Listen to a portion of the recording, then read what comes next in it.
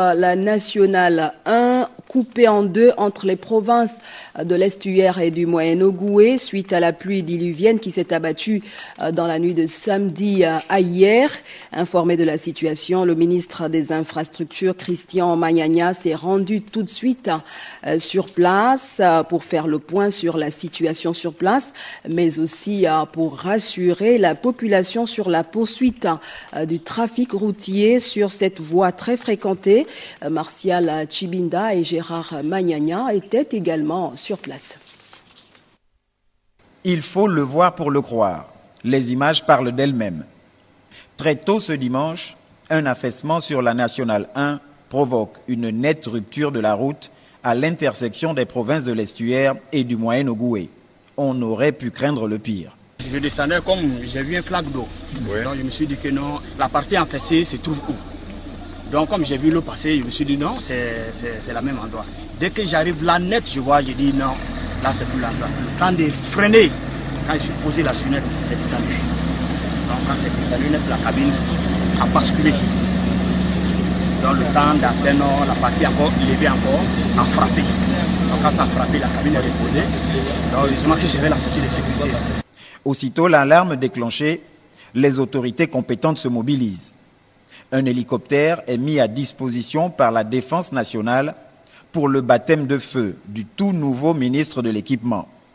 Christian Magnagna ne vient pas seulement constater l'ampleur des dégâts, il vient coordonner le balisage sécuritaire.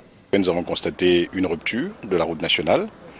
Nous avons constaté une gêne donc des usagers de la route.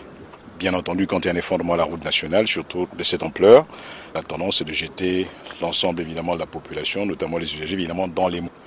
Toutes les dispositions ont déjà été prises sur le site, notamment pour ce qui est du balisage de sécurité. Donc en partenariat, donc les agents du ministère des Infrastructures, y compris la gendarmerie sur place, sont en train donc d'organiser la circulation en alternance. La circulation se fait. Elle se fait malgré donc l'effondrement. Donc le balisage de sécurité a été posé, rassurer les populations, c'était la mission donc du gouvernement sur le terrain.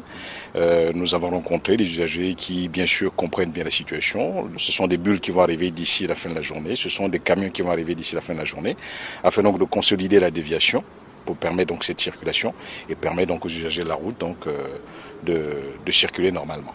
L'origine reste à déterminer. Première en cause, la forte pluviométrie.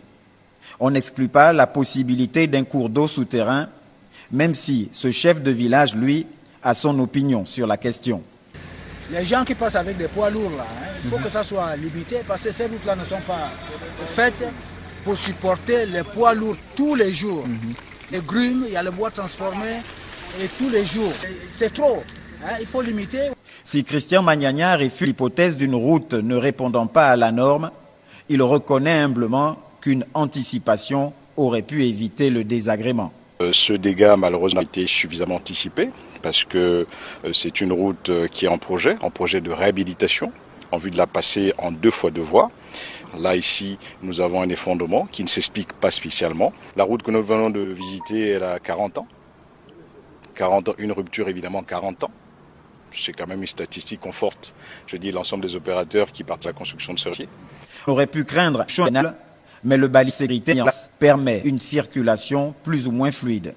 Mais de manière générale, le gouvernement répondant, le chef de l'État qui est informé de cette situation, le Premier ministre qui lui-même est informé de cette situation, nous ont donné des instructions. Nous nous sommes rendus sur c'est permettre que la circulation revienne le plus naturellement possible et puis qu'on règle ce phénomène définitivement.